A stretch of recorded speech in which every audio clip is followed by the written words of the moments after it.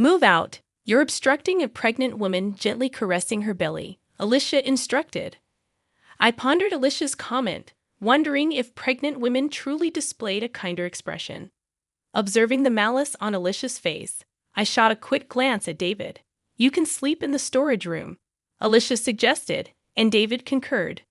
My lifelong love for him waned instantly, though a touch of sentiment lingered, leaving me somewhat melancholic. All right then, I replied, and in response, David happily took Alicia's hand. Alicia gazed dreamily at David, and witnessing their intimacy replaced my melancholy with anger bubbling up from within. I'll leave by tomorrow, yeah. Oh, maybe you should stay out tonight after all. This is now mine and Alicia's home, David proclaimed joyously. I nodded slightly before exiting the house, contemplating what lay ahead and cracking a smile. My name is Catherine Taylor. I'm a 46-year-old housewife. Before marriage, I worked intensely, but that was over 20 years ago. Nowadays, I enjoy daily chores and sipping coffee, just an ordinary middle-aged lady. But my hobby is investing. I've been doing it since before marriage. Recently, I've been earning significant dividends, treating myself to lavish hotel brunches and spa visits, leading a pretty elegant life. My husband, David, is 40 years old, a salesman for a major company. He's gained quite a bit of weight, and frankly, he's been rather smelly lately. But he's good with words, given his profession. He may look big, but I love him. I felt he should probably lose some weight for health reasons, but he had this cute, mascot-like appeal, so I didn't see the need to force him into a diet. David and I have a daughter, Emily. She inherits David's features. Slim, almost model-like in beauty. Not just in appearance, she's academically top of her class and excels in sports, even making it to national competitions. She's also humble and works hard. It feels like we, the geese, gave birth to a swan. Both David and I dote on Emily, and we've often been told we're overprotective. David has a bit of a weak spot for younger women, but he chose to marry an older woman like me and cherished our family. So I thought a little wandering gaze here, and there was inevitable. We lived in a condo we bought around the time Emily was born, but it was getting old, and they were considering raising the maintenance fees. Recently, amidst all this, Emily decided to share an apartment near her college. At the same time, one of my relatives approached us about inheriting a now vacant house. David and I decided to renovate that house and move there. But who could have known that this would cause issues between David and me, which have been smooth sailing up until then? The condo we had was a 4-bedroom, including a guest room, but the new house is just 2 bedrooms. Although it's smaller than before, considering our retirement, we made it a single story, and it's been very comfortable. One of the rooms, which serves as a study and a guest room, can be divided to make an additional room for Emily if she ever comes back. David started coming home late every night to work dinners, and somehow always found reasons to go out, even on weekends. Sleeping next to David, who would come home reeking of alcohol and cigarettes, was unbearable for me, even if we had separate beds. Because of that, even though we originally shared a bedroom, I've been sleeping in the study ever since we moved. When it came time to send out moving announcements, I mailed letters to various places. David isn't good with that sort of thing. So I took the initiative to send letters on his behalf to his family and relatives. As for me, since my parents have passed away, I simply wrote a brief note and sent it to friends and relatives on my mother's side. I haven't been in contact with any relatives from my father's side because of my half-sister, Alicia. Alicia is my half-sister, 14 years younger than me. When I was in 7th grade, my mother passed away, and about 6 months later, my father remarried. Alicia was born to him and his new wife at the time of their marriage. Alicia was already 2 years old, so I initially thought it was a union of 2 families with kids. About 5 years into their marriage, my father and his new wife were involved in an accident and never returned. At their funeral, relatives from my dad's side told me that he and his new wife had been childhood friends, and everyone had always thought they would end up together. However, My mom had set them up through her boss, and my dad felt he couldn't refuse, leaving his childhood friend out in the cold. To think that behind their smiles, my dad had a child with his second wife was a huge shock to me. Every time we had a family gathering, Alicia's favorite foods were served. She had brand name clothes, and she got the biggest room all to herself. If she said she wanted to go somewhere, they'd take her immediately. Meanwhile, I was burdened with all the chores, from preparing meals to doing laundry. I had to work part-time jobs, and all the money I earned was taken away. I also had a small storage room under the stairs, and I had to beg for even basic necessities. By the time Alicia was in elementary school, she had heard about my mom from the relatives and started looking down on me. I worked several part-time jobs to save money and finally moved out. It was impossible for me to harbor any positive feelings towards Alicia, and I never told her about my marriage or that I had a child. A few weeks after moving, I was having tea and relaxing when the doorbell rang. When I answered, a man's voice mumbled delivery, and on the screen was a person looking down. I thought maybe David had ordered something and opened the door, only to be left speechless. "Oh, Alicia, why are you here?"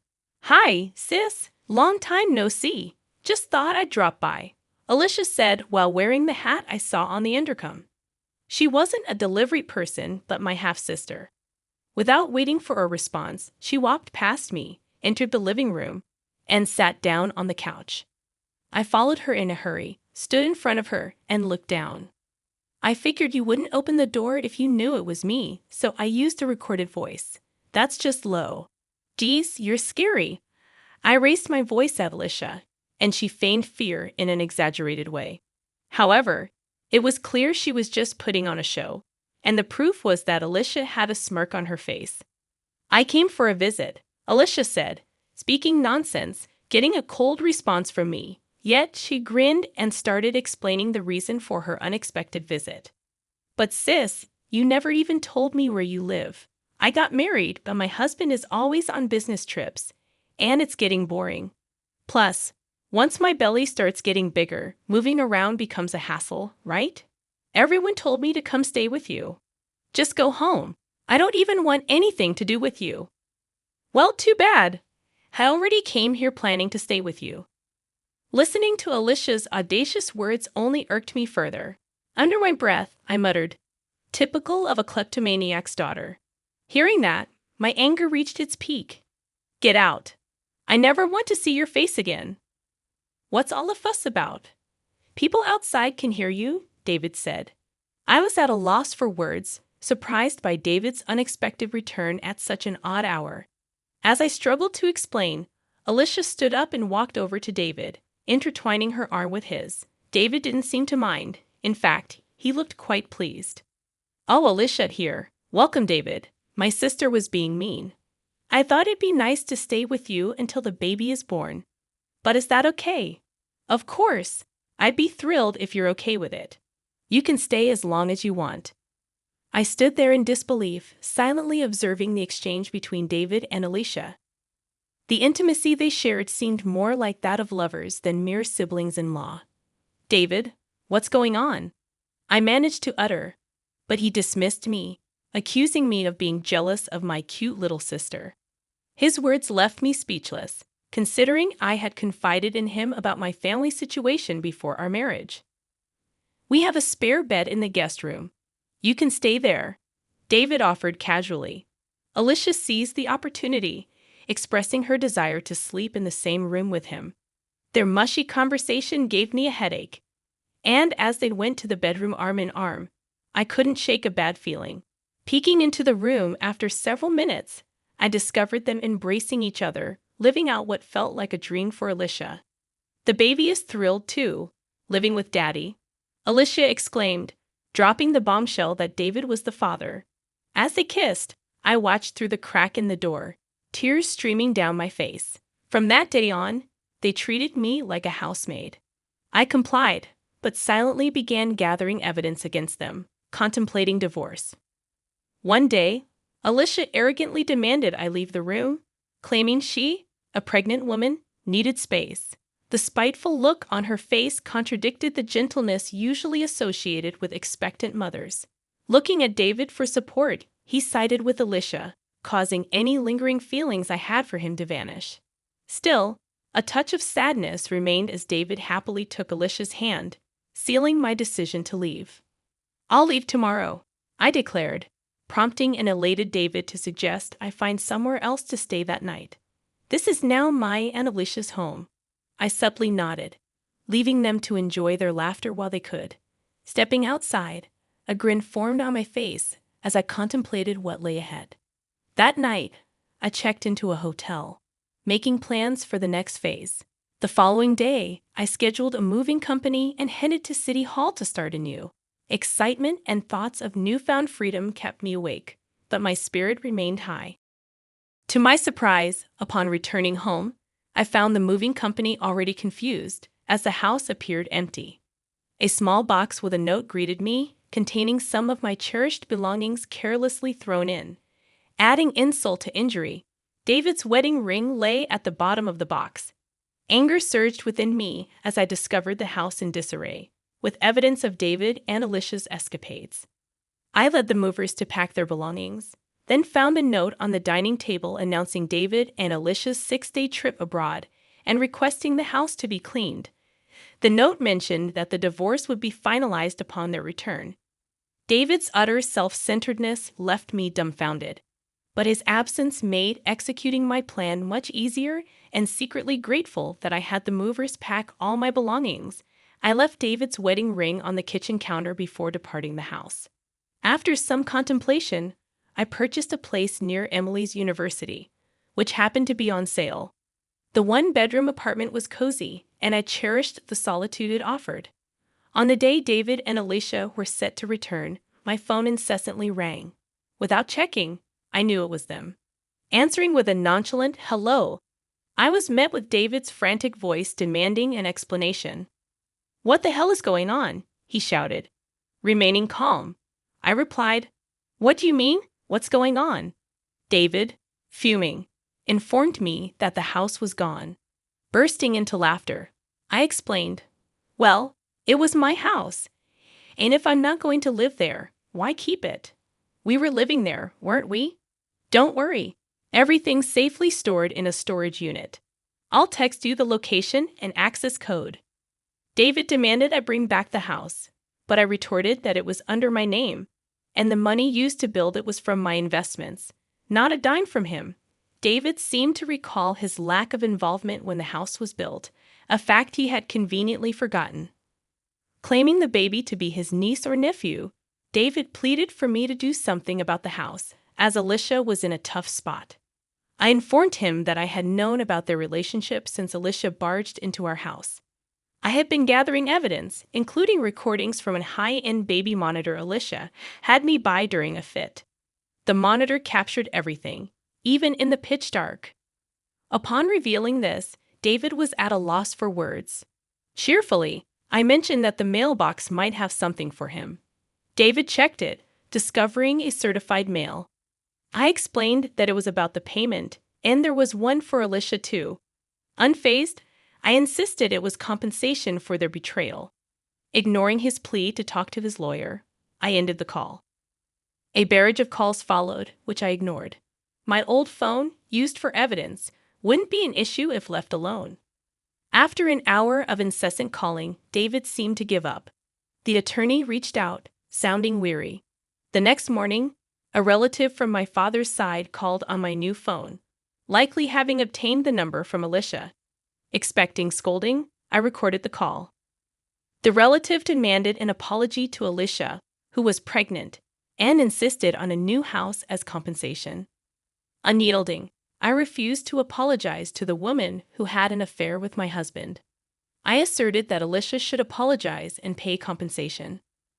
When accused of being a kleptomaniac's child, I retaliated, stating that Alicia's actions were reflective of her father's betrayal. I instructed them to relay a message to Alicia to never get involved with me again, though I doubted she would have the chance. Hanging up on the babbling relatives, I felt the refreshing release of pent-up emotions. I contacted my lawyer, determined to bring Alicia and David to justice. The thirst for revenge lingered until I witnessed the dumbfounded expressions on their faces during our discussion at the lawyer's office. Alicia appeared utterly miffed, while David wore a grumpy expression, showing no remorse. Surprisingly astounded, rather than angry at their self-centered comments, I laid out divorce papers in front of them, accompanied by another set, the marriage license, offering a reduction in compensation if they signed the latter. David snatched the pen from me and signed without hesitation. Alicia, smirking, followed suit.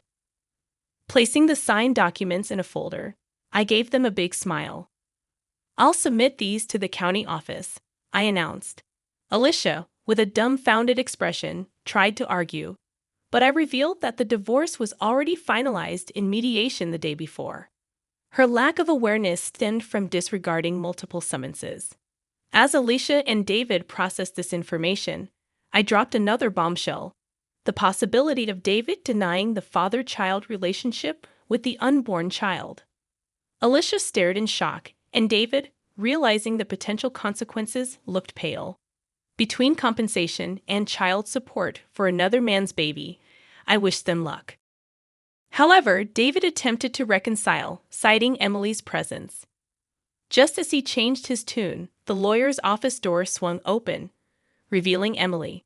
Her harsh words stunned David, frozen in shock, while Alicia, insulted, shook with rage. Emily cut ties with David, expressing her intention to live with me, referring to Alicia as that loose woman. Unable to respond, Alicia faced Emily's verbal onslaught.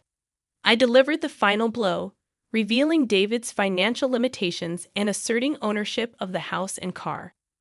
Alicia's plan to extract money seemed to unravel, leaving her pale and stunned. As I left with my lawyer and Emily, I left them to their newfound reality.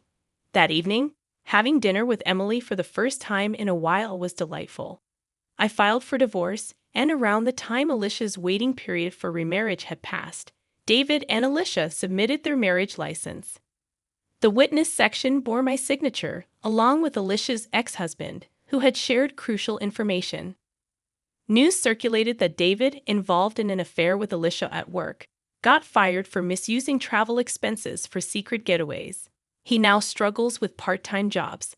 Alicia, taking care of the child, faces financial difficulties after being dumped by her boyfriend. Her attempt to sabotage my family had backfired. Meanwhile, Emily enjoys college life, and I've been leading a relaxed life with my stock dividends. Surprisingly, I've developed a closer bond with Alicia's ex-husband, who affectionately calls me Catherine. Recently, he reached out for an important talk, making me feel a bit restless as I sit in front of my vanity, my face flushed like a smitten young woman.